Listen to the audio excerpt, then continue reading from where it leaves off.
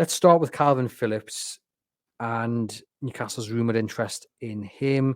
Reported this week that Newcastle pretty much made an approach for him. Eddie Howe likes him, but that Phillips is likely to stop at Manchester City and fight for his place.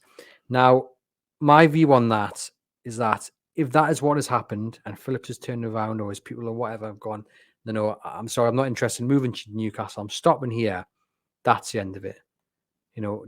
Because he doesn't know what his future holds at Manchester City. I think the story said he's waiting to see kind of whether he's offered a way into first team football permanently. But for me, if you don't want to join Newcastle at the first opportunity you've been asked, then you don't get a second chance. And I think what this ownership's shown is that if players don't want to come, they aren't going to force it. And if they want to, stay at other clubs, they'll let that be.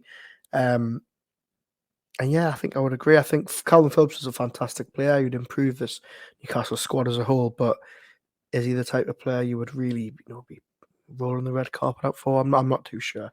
Not after the last 18 months of his career, anyway. Youri Tielemans is another one who's seen his stock really fall away. I don't think he finished the season in a positive light at Leicester City. Obviously, it's a bit of a mess there. They're going to lose quite a few of their players, but he's been released now.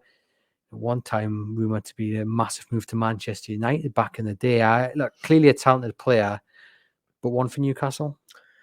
I think if you'd asked 6 months ago or a year ago, I'd be saying yes. But I think the way he down tools at Leicester, I mean, the last game of the season, he was just walking about, and I thought that does not look like a player you want when you're really, the chips are down. So yeah, for me, not at the moment. I think maybe in a year or two if he picks himself up. But interesting, you mentioned there Kieran Tierney, who Newcastle clearly have an interest in.